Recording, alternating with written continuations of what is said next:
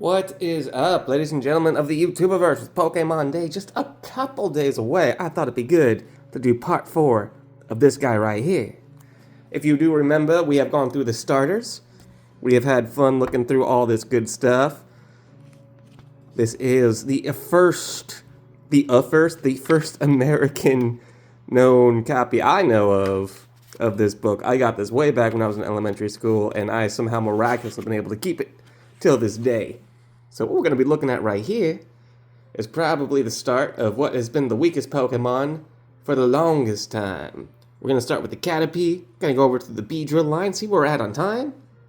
If things looking good, going to keep on going then from there. Maybe get this video a few more Pokemon in it. If not, there's always going to be a part number 5. So anywho, oh, that's a fun way to start though. This sweet little Pokemon is a lot like a caterpillar. It has short feet with suction cups on the ends that allow it to climb walls and trees without getting tired. Its string shots slow down Caterpie's enemies. It doesn't take Caterpie long to evolve. You may want to stop its evolution and build up its experience for a while. No, you don't. Once Caterpie changes into a Metapod, it will not be able to move. But if you keep it with, if you get a Caterpie evolved into a Metapod knowing Tackle, Metapod will know Tackle.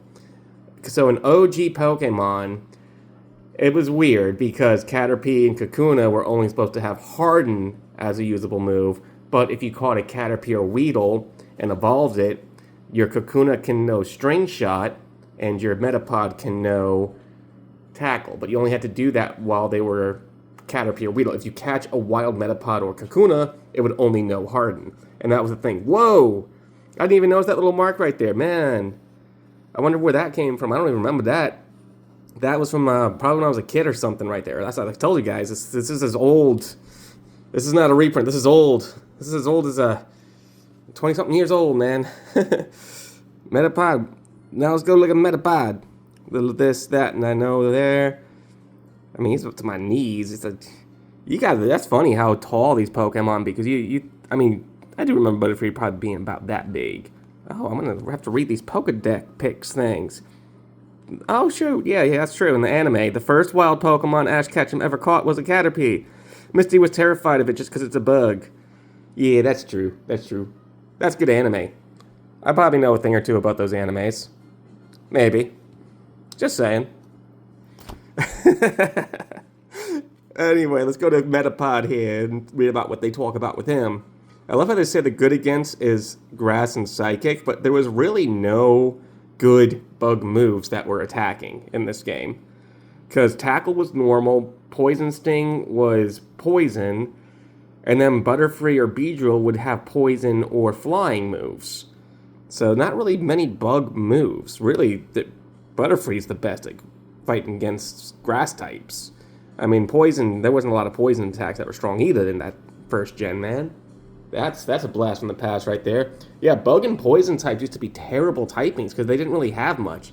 The best poison had was toxic. And even in Gen 1 and Gen 2, toxic was useful, but not used very much because a lot of us were young and dumb and if it didn't do damage, you didn't put it on your Mon. Anywho, reading about this guy, Metapod. Metapod won't be in this form for a long time, but Caterpie needs to spend time as a Metapod before it can turn into a beautiful Butterfree. Just like its caterpillar and a cocoon, it can't move. Be sure to protect its weak and tender body from bird enemies like Pidgey and Spearow. Be patient with Metapod. A Butterfree is worth the wait. And honestly, yeah, Butterfree was pretty cool even back then. So, Butterfree, one of the more popular bug types of back then, because there weren't many. Butterfree can fly. When fighting, Butterfree flaps its wings very fast, filling the air with toxic dust. 2 of its favorite attacks are Sleep Powder, which sends enemy snoozing, and Stun Spore, which paralyzes an enemy so it can't move. Be sure to keep lots of Awakening Potion in your first aid kit. That was a weird thing that they said there. I didn't expect that to be a sentence, so be sure to keep lots of Awakening Potions in your first aid kit. Why, for Butterfree? Butterfree's the one putting people to sleep. What do you need that for if you're putting people to sleep? Okay. Before doing battle with this beautiful but dangerous Pokemon, Oh, so maybe I should have finished the sentence first, because there was not a period there. So let me read that whole sentence properly. Be sure to keep lots of awakening potion in your first aid kit before doing battle with this beautiful but dangerous Pokemon. See, that's what happens when you put a random period in a sentence where it don't belong. They didn't do that. I did that to myself. All right. And then, oh my gosh, this is the OG SSN reference right here. That's funny. Regretting the trade you made? Trade it back. Most traders understand the bond that develops between a person and his or her Pokemon. When Ash traded his Butterfree, the very first Pokemon he had ever evolved on his own, for Eradicate, he realized that they had been through too much together to be apart. So he traded it back for it. And this happened on the SSN episode. While the SSN was sinking, this episode was a little bit, some people didn't like as much because they reminded them of, like, the Titanic and stuff. So there was some people kind of getting some beef on that. But really, it was just its own story. It was very fun. It led to the Giant Island of Pokemon episode. And yes, again, I might know a thing or two about that old anime. Now let's go ahead and finish up, because I am going to only have time to finish with the Weedle, Kakuna, and Beedrill. Of course, they were not in the anime big time, so they're not as popular in this old book here.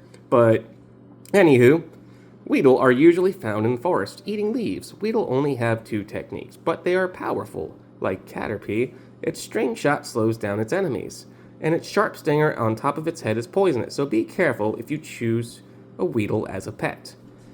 Yeah, so Poison Sting was better only because I had a chance to poison, and that extra little bit of chip damage was good. Just like Charmander was very much favored between Bulbasaur and Squirtle, not because of anything but the chance that its early attack Ember had a chance to burn. And then here we go. Like a metapod, a Kakuna is a type of pod similar to the cocoon stage between caterpillar and butterfly. So, proper term would be, what do they call it? Pupate. It's a pupate. So, cocoons and stuff. The cocoon stage is a pupation stage, is the proper term for that, as someone who studies animals and works with animals. So, this is back when Pokemon was probably, young, didn't have a lot of knowledge, and then, again, translations in the 90s and early 2000s were not perfect, so I will say, as an animal person, that is an incorrect way of calling something. It's a pupate, as that's the correct term. But moving on. So, let's get back to where I was. Kakuna can't move, so it can't attack. Its only defense is to harden its protective shell. You will have to be extra careful with Kakuna during this stage of evolution, but don't worry. Kakuna will be a Beedrill before you know it. And yeah, they evolve quick. That's true. And look at these techniques, man. You would not use these techniques really competitively with Beedrill today, because this is way before Fellstinger became a thing. And that move is dope. Like Mega Beedrill, which, by the way, I'm so excited for the Legends game, bringing back Megas. I'm going to be rocking Mega Beedrill, hopefully Mega Alakazam if he's in the game, because Alakazam was in the last Legends game. And I do hope this Legends does have some form of online battle. I love battling. Anyway, I'm getting sidetracked. Let's get right back into what this is right here. Finally, we're going to read about the Beedrill, number 15. We've gone to number 15 in about 4 of these showings of Pokedex entry things, and I'm going to go through this whole book, guys. This is going to be a fun little series. I plan to do that, Anywho, let's get on with what they say about Beedrill from the first ever Pokedex entry of a book form. It has been a dangerous process, but now that this former Weedle has hatched, it is very strong. Beedrills are fast. They attack using large poisonous stingers on their front legs and tail. With practice, Beedrill will be able to learn techniques like Twin Needle and Pin Missile to increase the number of attacks they can launch in a row. Ouch! A Beedrill attack stings! So, yeah. early writing. This is not the coup de grace of the current writing techniques of today. This is early writing. This is for kids, and you can obviously tell. So the way they've written this sounds very silly. It was made for 10-year-olds, people. Come on. Nowadays, since Pokemon's evolved, it actually, thankfully, has involved many age groups, even to people older than myself. So with Pokemon Day coming up soon, I'm going to do a video a day leading up to it about something like this or something.